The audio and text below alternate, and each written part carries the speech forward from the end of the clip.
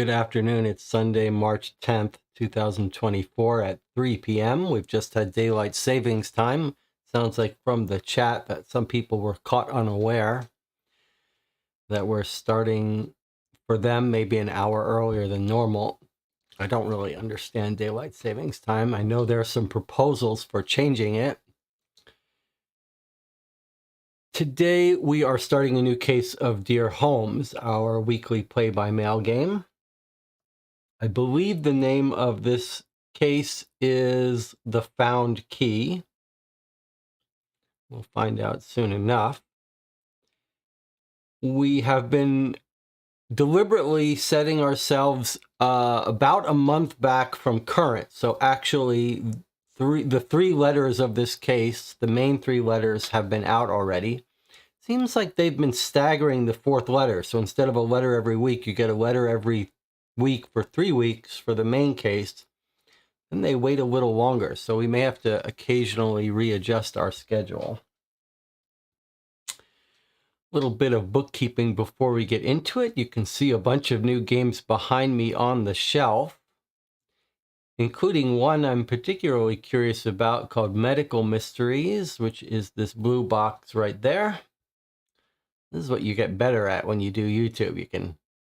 You have to reverse yourself, but you can get better at pointing to the box. I thought we might play that today after the stream, but what happened was yesterday we started playing an expansion for Mortem Medieval Detective, which is right there. A game we had mixed feelings about when we played it originally 2 years ago, and we've been playing a standalone expansion for it that has been really fun. And we went 5 or 6 hours last night and didn't finish it. So we'll be continuing that tonight, part 2. So probably not a great idea to try to jam something else in between those. So we won't be playing Medical Mysteries today, but maybe in the next couple of days we'll play it. And then you can see also behind me Seventh Citadel right there in that weird gray box, which I did a long unboxing and going through the rules. If you haven't seen the review Greg and I did for Seventh Continent, you may want to check that out. It's quite a special, unique game from a unique creative vision. And Seventh Citadel looks to continue that. Although, the more I think about it, the more I think there may be some aspects of it that there may be some changes to it that don't quite mesh with how I like to play cooperative games, like separate decks for each player. It's an idea that sounds good on paper, but on practice doesn't match with the way I like to play games. And then a couple days before that, we played this small little game on the far corner there called Side Quest 7C by the same people who make the Escape Tales series, which we played the game called Children of Wormwood, which I also reviewed that we loved. And Side Quest 7C is a puzzle game with a very fun, humorous take on it, and it was a very enjoyable experience. And you can see I've now got the second game in that series called Side Quest Nemesis. The whole gimmick there is they take someone else's IP and set a puzzle narrative story in it. So I'm very curious to play that and see if the humor is part of the Side Quest series or was only for 7C. So maybe we'll try to get that played soon too. Then there's a mysterious game at the far end there. I'll let you try to identify that yourselves from zooming in. That'll be a little game you can play, see if you can figure out what game that is. And then there's a new Hunt a Killer, which we don't have a great feeling about on this channel, but it feels like an odd game in their series and worth giving a try. Teresa says, how is my tooth? I had a tooth extracted. It's okay. All right. Shall we get started here?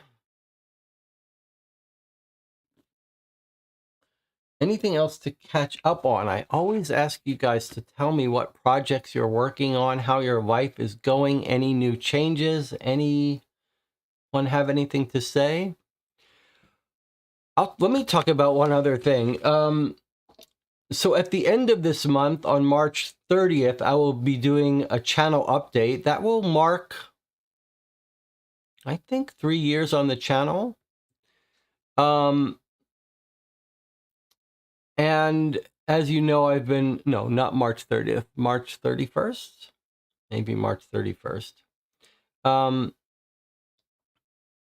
As you know, I've been working on a game called High and Low, which is right there, New York City noir 1930s, 1940s detective game, similar to Sherlock Holmes Consulting Detective. I've done lots of videos on it, and I'm just sort of trying to screw up the courage to start a next major part of it, which is moving some of the tools online and making it easier for other authors to write cases and have them built into PDFs online and let people play test games online. And if all goes well, ideally, I'd love to build up a back end to it to support play-by-mail games. We're doing one of them today, and I really am fond of this format of forced slow playing. It's going to be a big project, though, but it is in my wheelhouse, so to speak, or at least close enough. But these big programming projects are where projects do go to die, so I'm a little bit wary. But if you're interested in helping with that, looks like probably we'll code it in Python. If you're a Python coder and want to get involved in a larger project, please come by our Discord. It would be nice to make this more of a team project. Let's check in with the chat. George Anderson says, I played through the Sherlock Holmes Consulting Detective fan case, The Terrified Newsboy. It's rather short and not that hard, but I enjoyed it. Isara says, I started reading A Tale of Two Cities and Moby Dick. Well, Moby Dick is great. And if you like Moby Dick, try one of my favorite stories of all time called Bartleby the Scrivener. These are Herman Melville is the writer of both. Moby Dick is a strange book. It is a great book, but it's strange and long. It's worth sticking with if you get stuck. But also check out Bartleby the Scrivener, one of my favorite writing of all time. Some people find it quite sad. I find it wonderful. George Anderson says, I had some input, and the author, Marco Guffarelli, did update the original Italian version. Mickey, who translated the original to English, might update the English version too if someone planned to play. It was no major issues, so it plays well anyway. And Teresa played her bocce ball. We need to play more Sherlock Holmes Consulting Detective fan cases. The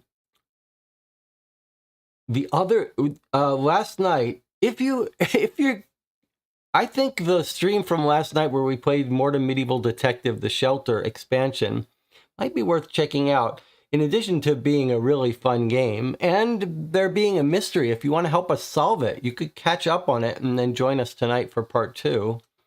The designer of it sent us some photos, just little teasers of the new game he's working on. Which look quite good. And then we discovered another, it's a Mortem Medieval Detective is a Russian design. We stumbled on another Russian Sherlock Holmes Consulting Detective inspired game that is only available in Russian called Once Upon a Time, Chicago 1930. It definitely looks worth studying. So yeah. Okay. Let's get to today's case here. The last case that we played, the last Dear Holmes case we played, was all centered around a cipher. Although it was a pretty cool mystery as well, I thought. The Yuletide cipher. We're going to see what today's case is all about. when they moved to version 2 of Dear Holmes, they did say they were going to shift a little bit more towards puzzles and ciphers and codes. I don't see any today. Okay, 3 pages, starting with our letter from Watson as normal. Let's see what we've got here. John Watson, 221B Baker Street, 11 June 1901. Okay, so we've made it to the 20th century. Dear investigator, I trust the holidays have treated you well and that this letter finds you in good health. Without delay, I must bring to your attention a puzzling situation that has arisen in the United States, which calls for immediate scrutiny. Regrettably, Holmes is in Glasgow, preoccupied with a disappearance near one of the River Clyde shipyards, but he has asked me to proceed on his behalf in light of the critical nature of this dilemma. He also endorsed your distinguished skills as a potential asset. The case in question involves one Mrs. Margaret Hertz, who has recently encountered a harrowing and enigmatic scene. Her husband, Cornelius Hertz, a successful lawyer, was found deceased in an unfamiliar apartment with bloody writing on the wall, among other unusual circumstances. The local police and a private investigator hired by Mrs. Hertz have made little progress in shedding light on the matter, so she has called on us to analyze the case and devise a prudent strategy to find the murderer and safeguard all those involved. I love the setup so far. Should you accept my plea, you will find all of the evidence currently available, including Mrs. Hertz's account of her husband's last days, enclosed within this letter. A review of this documentation may reveal clues that I have overlooked. Moreover, several pressing inquiries have come to my attention. To wit, number 1, who would bear a significant motive to harm Mr. Hertz, and in such a particularly gruesome way? Is it possible there were collaborators in this crime? Number 2, the cryptic message found at the scene is no doubt of consequence. Could it hold a clue to the identity of the perpetrator? If not, then what secret does it hide? So we do have a code. Number 3, who purchased the locket, and for whom was it intended? I suspect Mr. Hertz is the answer to one of these questions, but in each case, I'm baffled as to who the other party might be. Fun. Holmes is convinced your investigative methods are matched by few. Thus, I have full confidence in your capability to tackle this case. I've already requested further information from Mrs. Hertz and will promptly relay any new details as they emerge. Holmes will also review the case upon his return to London, anticipated to be in about a month, at which point he will send you a duplicate of his own theory. Until that time, I urge you to send any vital discoveries or conclusions to our American associates at the following address. Your commitment and collaboration in this matter are deeply appreciated. I eagerly await your insights and am certain that your astute judgment will swiftly unearth the truth. John H. Watson. Okay, fun setup. Dead person, bloody writing on the wall, reminiscent of one of my favorite movies of all time, Seven. That's not an important spoiler if you watch it. If you haven't seen Seven and you want to see an amazing movie, okay. Who purchased the locket? For whom was it intended? Mr. Hertz is the answer to one of those questions. That's a pretty fun way of saying it. Okay, let's turn it over. Here is Mrs. Hertz's letter from June 10. Dear Mr. Holmes, my name is Maggie Hertz. My husband, Cornelius Hertz, was found dead 6 days ago in a strange apartment in the south of the Slot area here in San Francisco. His murderer has yet to be identified. Indeed, I am finding the police and my own private investigator deficient in their efforts to solve the case, and it is for this reason that I am writing to you. I am living in fear, Mr. Holmes, but I believe that with you at the helm of the investigation, we might be able to find my husband's murderer before they unleash a savage attack on some other poor soul. I know from Dr. Watson's writing that you like being told the details of a case from the very beginning, and so I have done that to the best of my ability below. I will start by letting you know that Cornelius was a prominent lawyer working exclusively with reputable Japanese and American clients in California. He spent his childhood studying in Tokyo and was fluent in the language of the Orient. He had represented clients in their dealings with the two countries and through his work became quite wealthy himself. We married in the summer of 1898 and spent our honeymoon touring the Japanese countryside. From that time, our marriage was a happy one. Cornelius was a kind and generous man. He allowed his sister to live with us, which she did until recently, and provided her with a fine education and travel expenses. He would also provide his father with a remittance to use in his retirement and allowed him to live in our house in Tokyo. Cornelius's clients spoke highly of him too, as he did of them and of his profession. He enjoyed the extravagant events and the dinners and luncheons that it seemed to necessitate. On the night of Monday, June 3rd, during dinner, my husband informed me that he needed to go out to tend to some business matters. I was surprised, as Cornelius often endeavors to avoid evening work beyond that of social functions.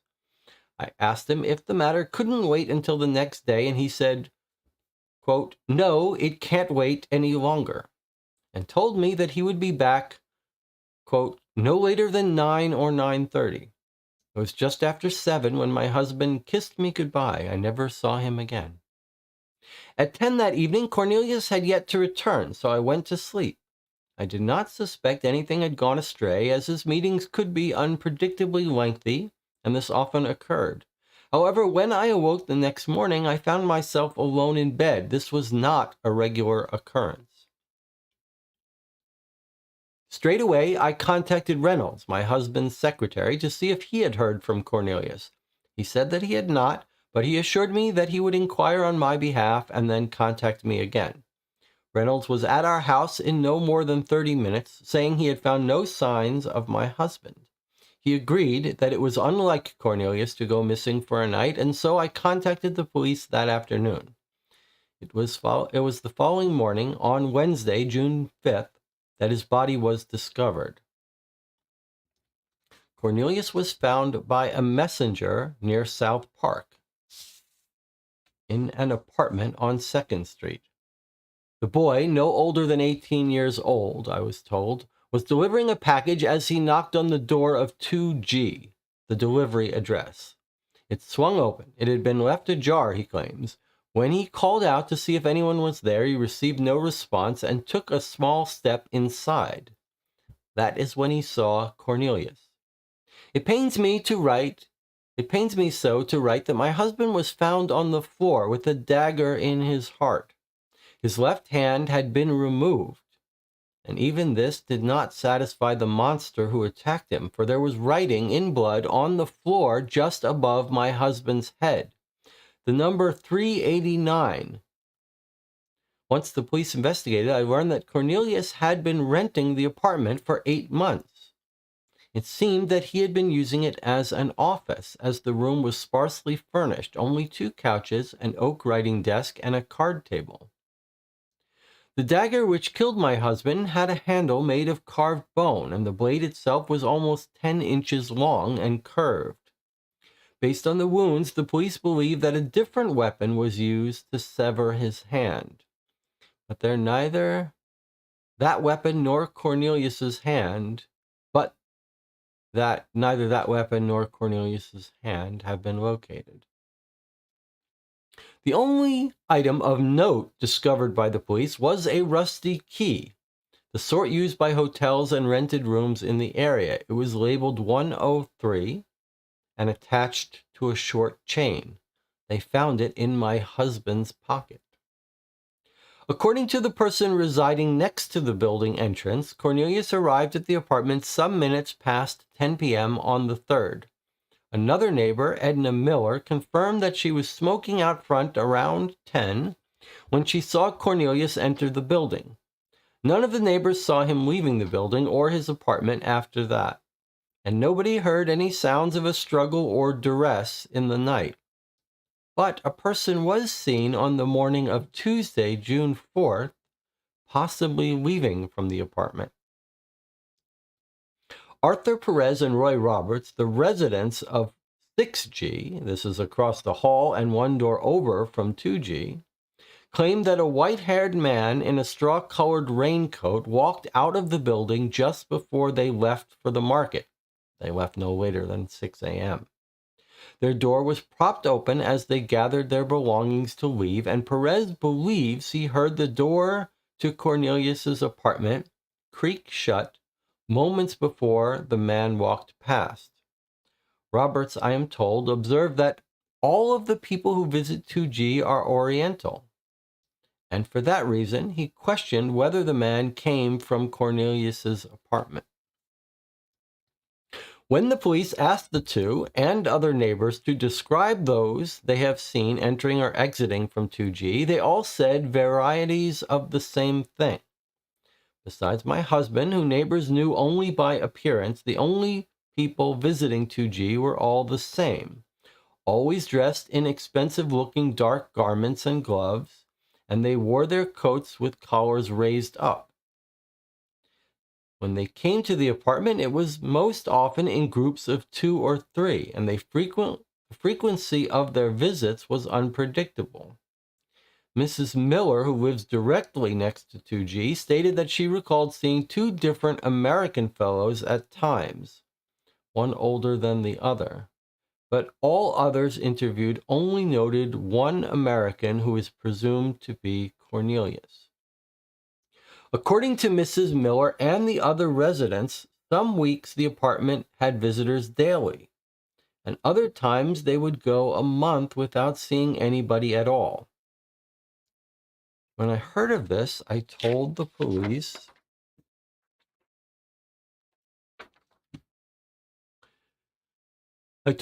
to make an inquiry at Penbury, Matheson, and Thurdo, as the apartment might have been an auxiliary office of which I was unaware.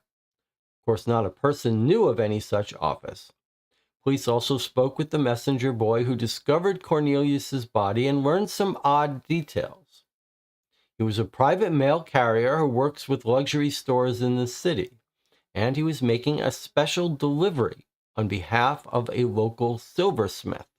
The gift was a fine silver chain with a square locket, engraved with the name Hertz, and containing a picture of some woman I have never seen. None of this makes sense to me. My husband was careful about keeping up appearances, and his employer provided him with an exquisite office. I cannot fathom why he would rent an apartment near South Park, or use it for his meetings, especially given the, excuse my frankness, pompous men he generally confers with. The men he works with would laugh at an office in that part of the city. As for the murder and the locket, I still lack the words to express my grief. The number on the wall, 389, means nothing to me, and as far as I know, would have been insignificant to Cornelius. The key found by the police did not belong to a room at any hotel or inn I could recognize, nor does it belong to any sort of room or facility in the South Park building where he was found. The locket, likewise, has left me speechless, for I sincerely doubt Cornelius would be unfaithful to me. Above all, Mr. Holmes, he was simply affable, a well-liked man. The police are treating me as if I am a delusional widow because they are fixated on the locket whilst I insist something greater than adultery is afoot. He was proper, sometimes to a fault, and even if he abhorred me, he would never have done something that would compromise his impeccable reputation, let alone keep company with another woman. He treats all of our servants, our staff, he insists, with the utmost respect, and is a member of the most noted social clubs in San Francisco, if not all of California. That I was aware of, he bore no profound grievances. He was fairly easy-tempered, beside the occasional bickering with Reynolds, who tended to best him in chess, and equally infrequent arguments with his sister. Usual sibling quarrels about missing sweets and other trivial nonsense. Although I agree the locket makes his death more bewildering, it is the least concerning part of the scene of his death. I have provided answers to all of the police's questions, and I have recounted every detail that I can manage to recall from the days and hours before Cornelius's disappearance, and they in turn have found all of nothing. The latest news I have received arrived 2 days ago when Inspector Ernest Hill informed me that there are presently no suspects for the white-haired man. The white-haired man was described too vaguely to be identified. The day after hearing this, I hired a local detective, Adrian Brando. He promised he would work the case, but I fear he is proceeding too slowly. While he may soon gain traction, I have no time to waste and must make every effort to uncover the truth before whoever killed my dear Cornelius strikes again or flees for good. Please lend me your help. I will spare no expense in covering your fees as well as travel costs. And if there is any other way in which I might facilitate an investigation, do not hesitate to send word. Sincerely, Maggie Hertz. Okay, then we have another letter, but maybe let's talk about this a little bit. Pretty wonderful set of perplexing facts here. Maybe we'll do our thing here and go over it. We still have one more letter to read, but since it's separate, I think we'll break it up. Okay, so he's got an apartment in a bad part of town. Cornelius Hertz, lawyer. Bloody writing on the wall, just a number though. And Watson has provided us with these questions. What's the motive to do it in such a gruesome way? What is the cryptic message, which is just a number? And what's going on with the locket? Okay, let's look at her letter now. 6 days ago, okay, that would be June 4th, murder. All right. So he does business with Japan. His is very prestigious. He cares about his reputation. He can speak the language. Fluent in the language of the Orient. Fluent in Japanese, presumably. Okay, they married in 1898, so just 3 years ago. No. Yes, 3 years ago. Honeymooned in Tokyo or Japan countryside. They have a happy marriage according to her. He's quite rich and generous. He's got a sister and a father who he's providing for.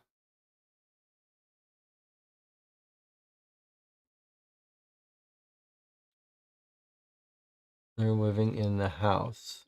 Okay. She says he's got a good reputation. He likes the fancy events. Monday, June 3rd. He says this weird thing. He's going out to tend to business matters. During dinner, which is unusual for him, he doesn't like to work on the evenings, or he doesn't like to work on the weekends, one of the two. So it's very unusual. Doesn't say what prompts it. He doesn't get a phone call, at least not that we're told of. He doesn't like to work evenings, so that's unusual. That's important. He avoids evening work. Okay. Then he says, it can't wait any longer. That seems like a big clue. What has he been putting off? He thinks he's going to be back no later than 9 or 9:30. So it's during dinner, maybe 6 p.m. So he thinks it's going to take 3 hours or so. at 7 p.m. Just after 7. So he thinks he's going to be gone 2 hours.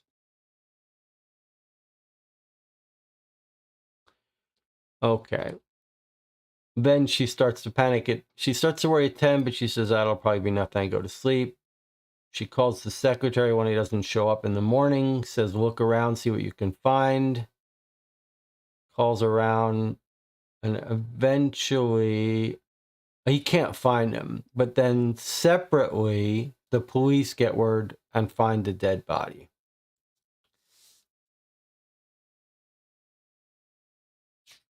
Discovered by a messenger near South Park. That's the apartment.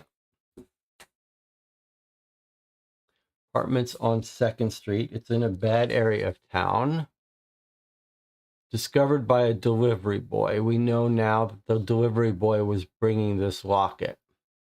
Okay, and here's the scene of the crime. There's a dagger in his heart. The left hand is removed and missing. There's writing in blood on the floor. I thought there was writing on the wall. Writing in blood on the floor above his head. Did it not say writing on the wall?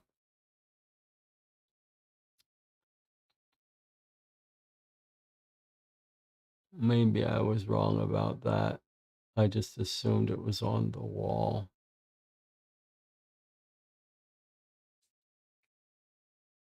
Okay, writing on the floor above his head. It's a weird place to write. Number 389.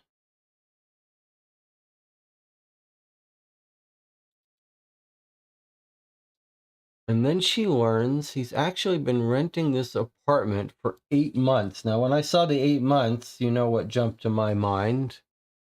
Pregnancy thing. That's a reason you would rent an apartment for 9 months. But of course, he hasn't just rented it for 9 months. We have no sign for how long the contract was. It's just he's been there for 8 months before he was killed. He had been using it for an office. It seemed he had been using for an office. This is important. How was it furnished? 2 couches, a writing desk, and a card table. It does seem like an office, not a bedroom, right? No bed. So it doesn't seem like anyone is sleeping there. I guess you could sleep on a couch, though, but no mention of blankets and pillows and stuff. 8 months on a couch would be a little rough. The dagger that killed him is carved bone, blade 10 inches long, carved bone. That seems like almost like a ceremonial blade. Then they say a different weapon was used to cut his hand. That's a very strange thing. Why would you do that? Neither the weapon nor his hand have been located. Is it some sort of ceremonial thing where they want his hand and you have to cut it with this ceremonial knife?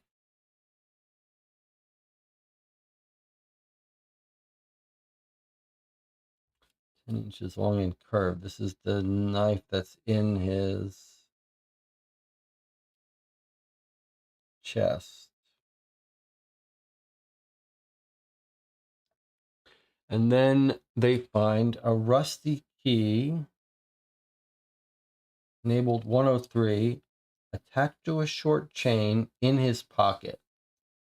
So no sign that it was planted, just a key that the husband happens to have, it seems. And then they have this nice discussion with neighbors, where the neighbors fill in details. Now, something should jump out to us right away here, right? This is very important, right?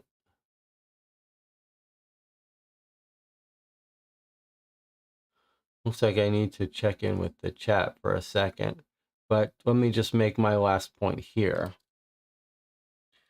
if that means the question is, where was he between 7 and 10?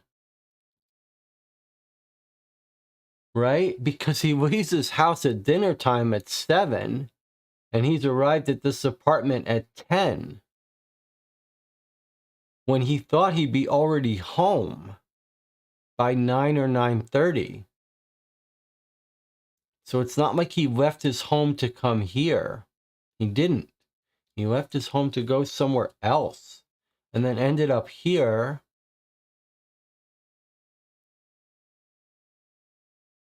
way past when he thought he would come home. And then she sees him entering. So it's not like someone brought his body here. She actually sees him entering of his own free will alone.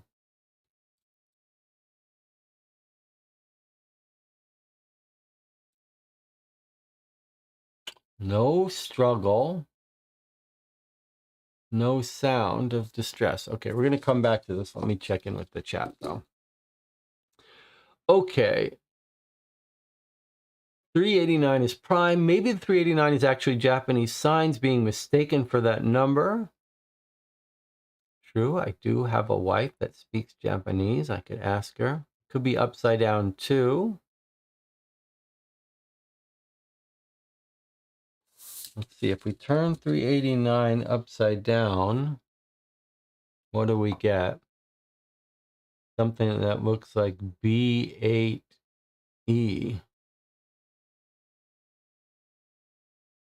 Not very convincing. It's a little short for Japanese, and I don't know any Japanese symbols that look like an 8 Japanese writing, but never know. Let's see what else.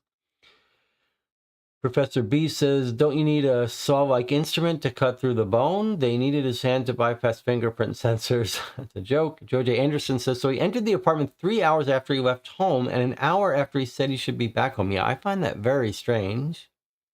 Why wouldn't the secretary know about his whereabouts? Well, that's a good question.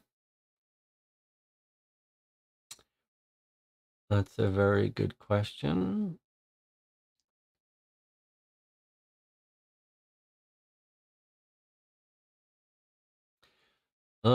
Just a quick comment here. There's a joke being made about the killer meant to write someone's something else, but I think it's very clear that the killer, well, I wouldn't say very clear. Doesn't seem like the killer was in any rush. He wasn't scared off. He wasn't discovered. So I don't think the killer was interrupted after partially writing something.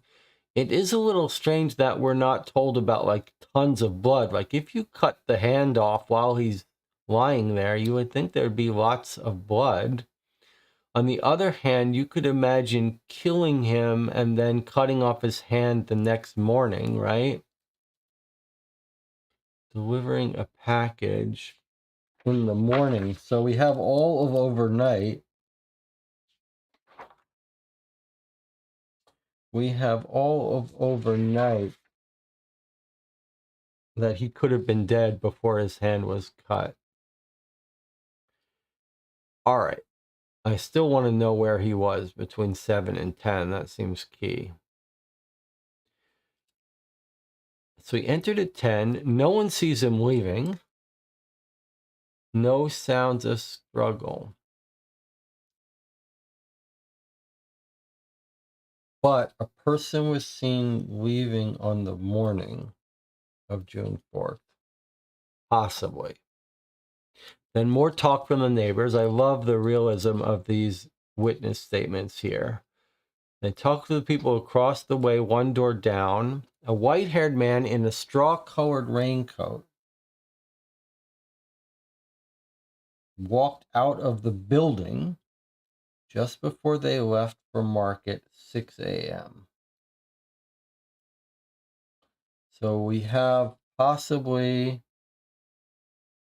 6 a.m. spotting of the person leaving. She thinks she heard, so they're in their apartment or something, so but they think they hear the door opening, but it might be someone else's door, so we're not sure. They believe they heard the door open creak shut moments before the man walked past. So they're assuming he's coming from that apartment.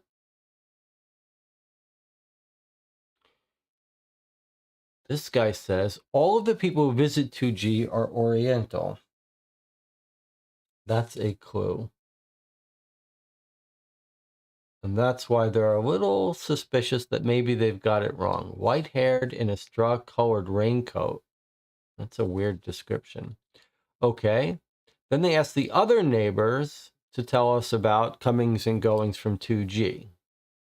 They all say similar things.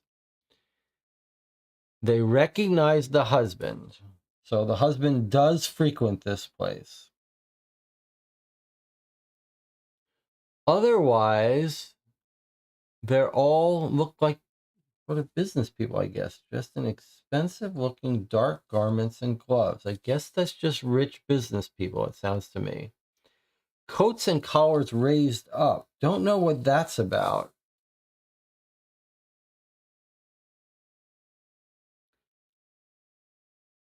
The times and they're always in groups of 2 or 3.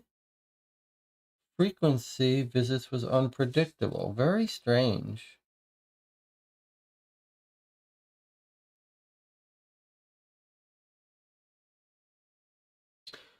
The woman right next door says 2 different American fellows, one older than the other. The rest of them only sees Americans. So the woman who's most likely to see people coming and going says that 2 different American fellows, one presumably our guy. Everyone else sees just Orientals.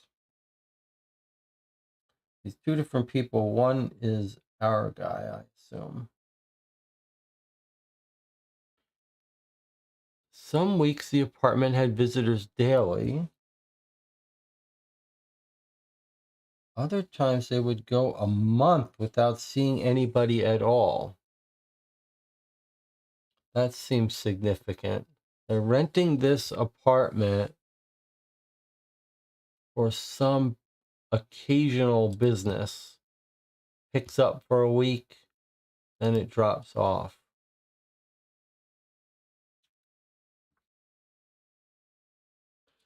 So when she hears about the apartment, she says, go talk to my husband's law firm, which is this one here. Maybe they've got it rented out for business. The office, the law office says we never heard of it. Then we learned more about the person who discovers the body. It's a private mail carrier who works with luxury stores. So someone has purchased this locket and asked for it to be delivered. Silversmith custom made the locket. A fine silver chain with a square locket, engraved with the name Hertz, containing a picture of some woman. Very strange. Any early theories about what that is?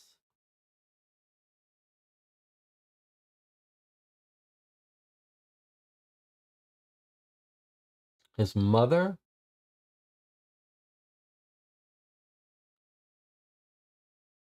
She makes a convincing case that he wouldn't cheat on her and he wouldn't be seen cheating on her. I wonder if this is his mother.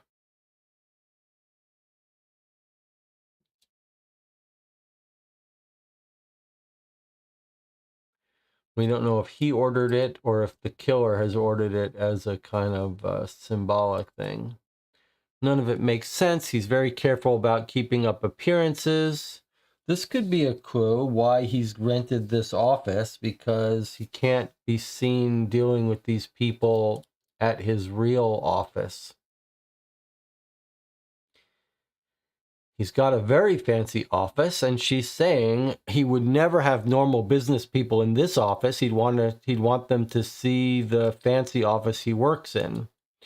So he's doing business with some people, some triad mafia Japanese Yakuza underworld in San Francisco at this office, so he can't be seen at his main office. So is this some Japanese underworld business that he's conducting?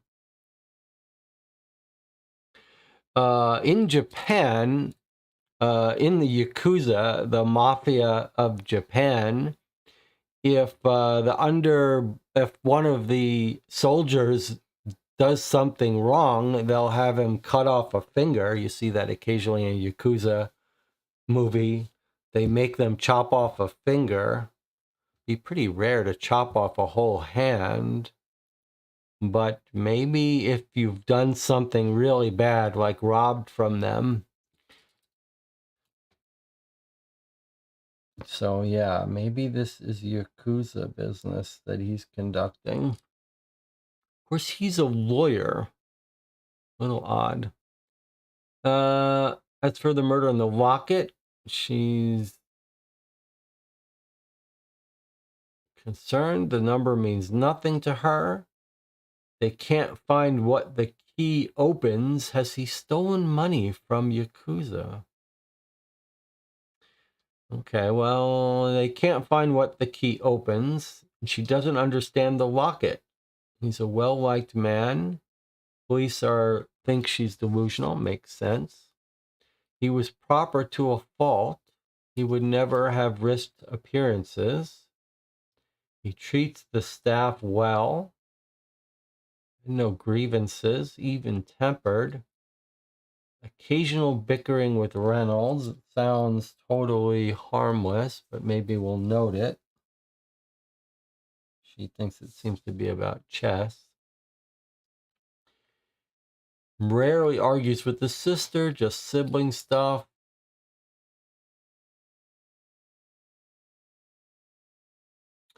The white-haired man is too vague to try to find. She hires a local detective, Adrian Brando. Okay, let's check in with the chat, then we'll read our final letter, which appears to be from the private investigator. Okay. Collars up to try to stop someone getting a good look at them. That's an interesting idea. Or it's the style of the Japanese underworld. Trying to think what's a good Yakuza movie. There's some famous crossover noir Yakuza movie with Robert Mitchum that I can think of. I don't remember the name of it.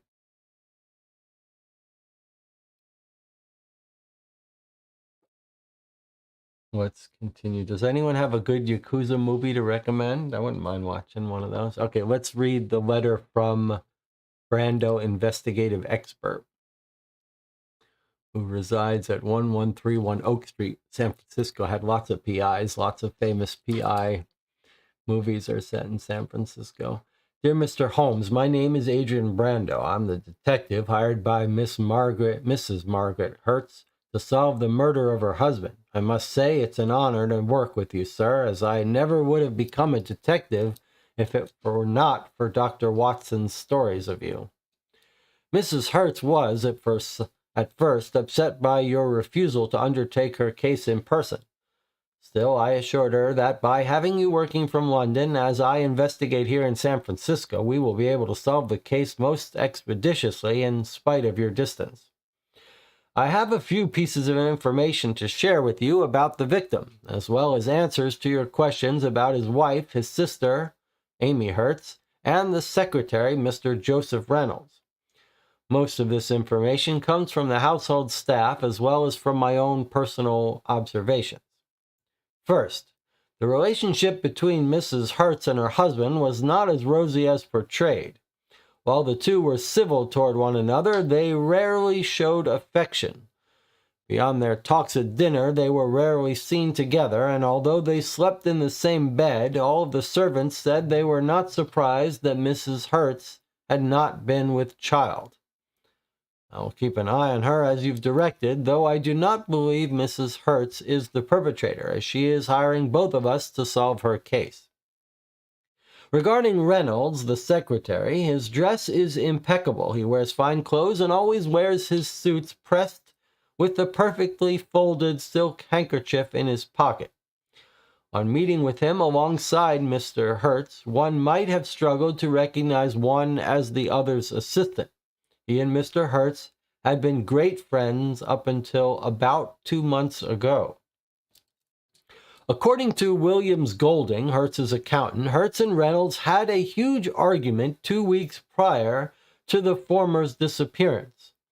The secretary, Mr. Golding remembers, told Cornelius that he knew the truth about some matter. "You're a fool to deny it," he said more than once, but Cornelius just laughed at him, saying that he had nothing to hide. Eventually, he grew tired of Reynolds and threatened to replace him. The accountant also noted that I'd seen them argue before, but only bickering. Every time I saw them after that, they seemed icy.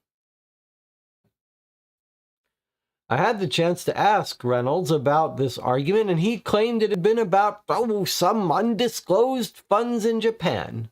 But Mr. Hertz agreed to declare them afterwards, he explained. Naturally, on hearing this, I returned to the accountant for further questioning. Mr. Golding reports that he was not told of any undisclosed funds at any point this year, but suggests that the money could have been declared as part of Cornelius's recent accounting term, I suppose. Lately, I've relied on my assistants more than usual. Unless it was an extraordinary sum, it would not have been brought to my attention. The accountant reviewed Mr. Hertz's files after this and found nothing of note corresponding to the dates in question. Mrs. Hertz was also unaware of any such funds. "Cornelius didn't mention any of this to me," she states, "but I don't doubt it. Poor Reynolds is," she stopped to hold back tears before correcting herself, was practically Cornelius's nurse. You also inquired about Miss Amy Hertz, the sister. Miss Hertz is a student attending the Royal Victoria College in Montreal, Donalda, or so I was informed by Mrs. Hertz, who had much to say about her sister-in-law. During my initial assessment of the case, she noted shortly after Amy came back to San Francisco, she had a loud argument with Cornelius. So much shouting. Then Cornelius refused to let her keep living in the house. I wasn't told what the argument was about, though I could guess. Mrs. Hertz recalls that Cornelius would often go into his sister's room when she was away. He wanted to make sure she wasn't getting herself into any trouble. That was what he'd say. Anyways. Part of me believes he just wanted to excuse himself after rummaging through her papers and reading her diary. Some days before Amy's return, this is still the wife. Some days before Amy's return, my husband found a letter she had written to their father, which she had left in her room rather than mailing. The letter enraged Cornelius, and though he told me of it, of the lies and vulgarity it contained, he would not let me read it, nor would he tell me what specifically his sister had written of us. She had been in the house only 10 minutes when Cornelius suddenly asked her to join him in his study, and after their infamous quarrel, Amy said she would return to Montreal for the summer. I don't believe Cornelius heard from her again after that. I certainly didn't. When I asked Mr. Reynolds about the infamous quarrel, he replied that he had been in the house at the time, but that it had been difficult to hear their conversation. He remembers hearing Cornelius call his sister a two-faced backstabber, an insult which she returned while laughing most heartily. He also believes he heard Miss Hertz shout her father's name during the quarrel, and after some hesitation admitted that Cornelius's sister can sometimes was a touch aggressive. I've not had a chance to speak with Miss Hertz myself, and I fear she's still unaware of her brother's untimely death. The police are looking into her train route from San Francisco so that they might locate her. Once they do, they will inquire about this quarrel and the letter which is said to have inspired it. In addition to this, I have one other item to report. I am certain that Mrs. Hertz has already mentioned to you the key found in her husband's pocket. If she has not, then you would have soon known all the same, as news of it will be circulated by today's end. Contrary to my guidance and at the behest of the police, Mrs. Hertz decided to announce a reward for any information about her husband's murder. And in this announcement, she has included a detailed description of the key found upon her husband's body. I explained to her, to no avail, how this approach could alert the murderer of the fact we have the key, and might thereby scare them further away than otherwise. Still, she's anxious and unsatisfied with my results, let alone those of the police. I will continue my own investigation into the key and will be in touch again as soon as the case progresses. With most sincere regards, Adrian Brando. Oh, lots to take in here. Okay, first thing he says is that the wife and husband, they're not as close as she leads on. They sleep in the same bed, but no one's surprised they don't have a kid. On the other hand, he doesn't think she's involved. Surely she's not. But this would give us motive for him having another woman, perhaps. Reynolds, this is interesting, dresses impeccably. They both look on equal level. They were great friends up until 2 months ago. This seems very important. So they were very good friends up until 2 months ago. And then we're told about a fight. We talked to the accountant that says they had an argument 2 weeks prior to the disappearance. The secretary tells Cornelius, I know the truth about the matter. You're a fool to deny it. Cornelius says back to him, I've got nothing to hide. And then he's getting mad at Reynolds, threatening to replace him. I'd seen them argue before, but only bickering. But then after this thing, they were icy. So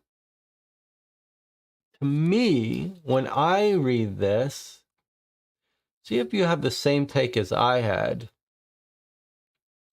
When I read this, what I take out of this is the two of them suspecting each other, but it's a third person. Like, is the accountant embezzling money, and the two of them think it's each other? So Reynolds is telling Cornelius, hey, I know the truth. You're denying it, that you're doing some business. But vice versa. On the other hand, it does sound like he's doing some shady business. So maybe he really is.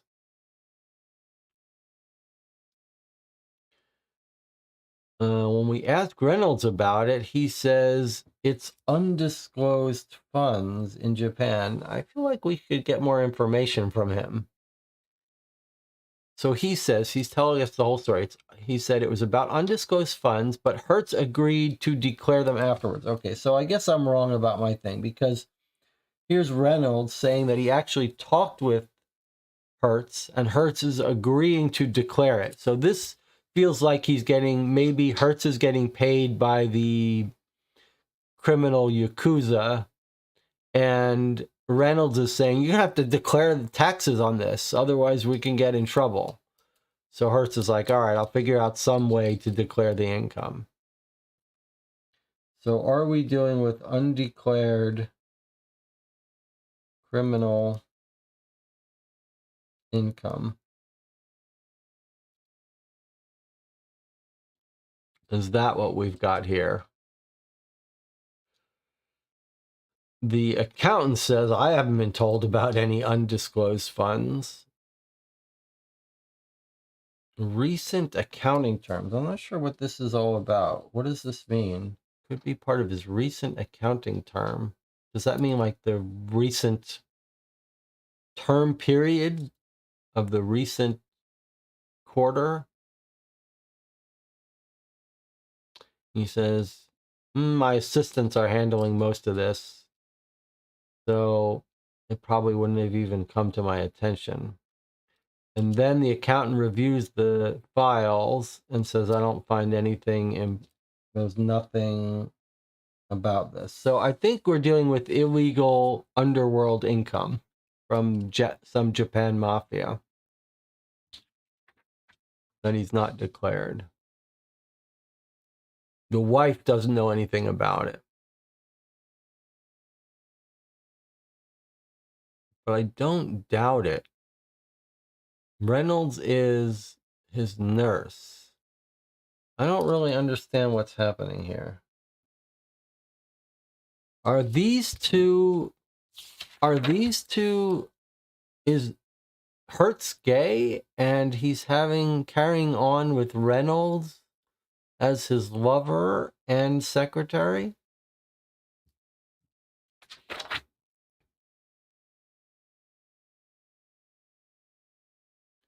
Cornelius didn't mention any of this, but I don't doubt it. Poor Reynolds is, then she holds back tears, practically Cornelius's nurse. Are they gay lovers? Is that why she's hesitating? And is this the euphemism? Like she can't say anything about it, and that's why they're sleeping together in the same bed, but they're not lovers? He's all about keeping up appearances. That's why he's got this wife, to keep up appearances. I think we might be onto something here. And I wonder if that's what the sister is writing about. Yes, I think so. Okay, then we're told about the sister. She was a Donalda. I don't know what that is. Little nickname for what she's studying to be, but we might want to look that up. Can someone look up what is a Donalda?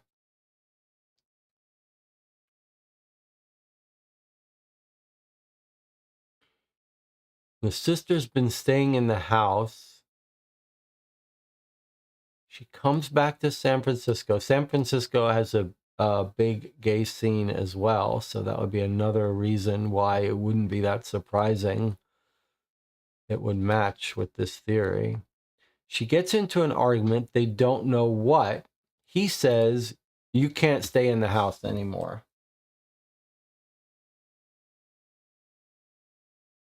After this argument, he won't say what it's about. She says, I could guess. She says he'd often go into a room. He claims to make sure she's not getting into trouble. The wife suspects she was just reading the diary.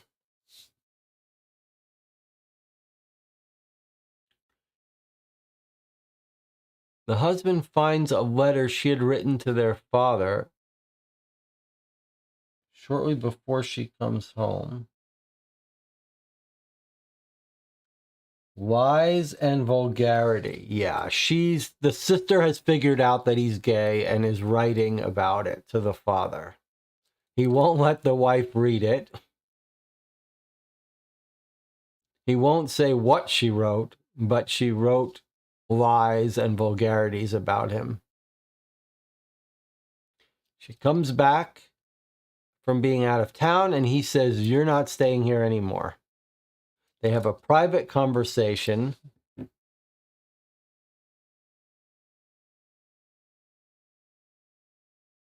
He says, "You're kicked out."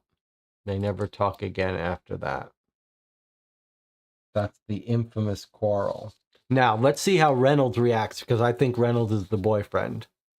When I asked Reynolds about it, he said he had been in the house at the time,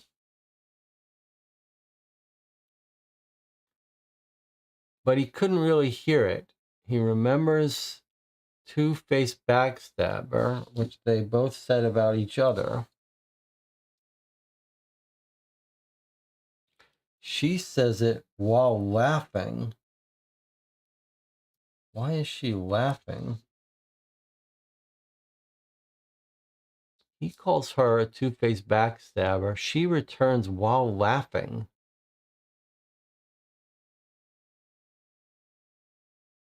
Then Reynolds admits she could be aggressive. He says, "I haven't talked to the sister." Police are looking into it. And then he says one more thing. It's the key. The wife is insisting on publicizing it.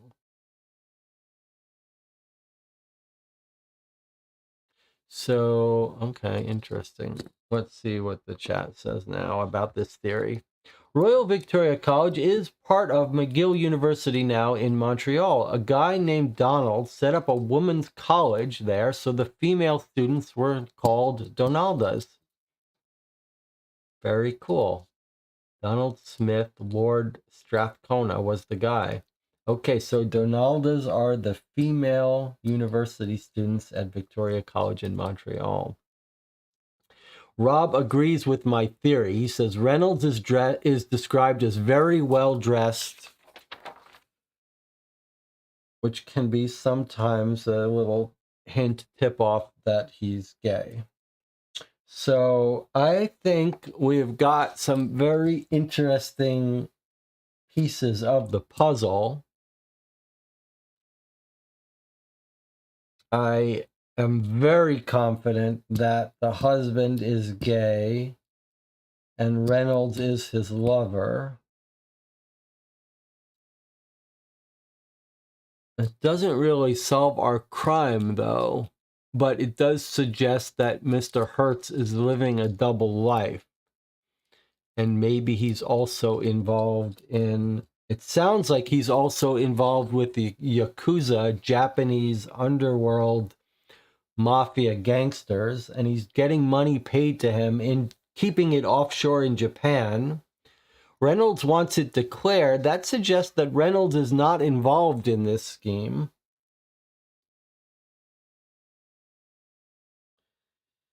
And the cutting off of our guy's hand suggests that he's done something wrong that the mafia has gotten mad at. He's embezzled money, he's tricked them, he's stolen from them. That would be the conclusion. And they've cut off his hand the way you cut off hands of a thief. So cutting off a hand because he's stolen from them would make sense.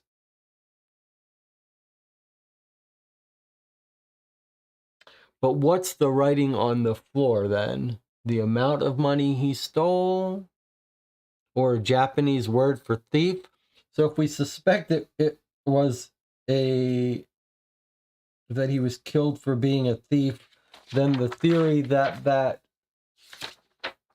written word might be Japanese for thief would be something we would want to look at, right? Like, is it possible this or upside down is word for thief? And then what is the locket about? What is the locket about? Could be totally unrelated.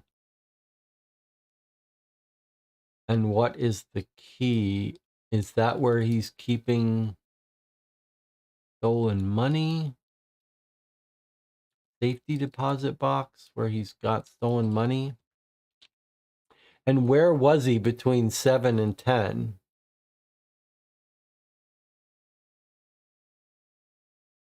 Remember, he said, I put it off as long as I can. What was he putting off? It can't wait any longer. Well, lots of mysteries left. We've gone on for an hour and 10 minutes. Very cool case so far, but doesn't feel like we can progress too much more until we get our next letter, which will be next Sunday, same time, 3 p.m. If you want to discuss the case in between, well, there's a Discord for this channel. You'll find a link on the About page. There's also a Board Game Geek Guild for this channel. Also a link in the About page. I've also posted a poll on the community tab of this YouTube channel, which I would appreciate if you would participate in, asking how we might celebrate March, a marathon live stream playthrough, or something else. I've been playing a lot of games in March. That may be sufficient, but I would appreciate it if you participate in that. If you're going to join me for the finale of Mortem Medieval Detective Expansion, The Shelter, that will be tonight at 11 p.m. You still have time to watch last night's stream if you want to join us for that. Otherwise, I'll see you next time.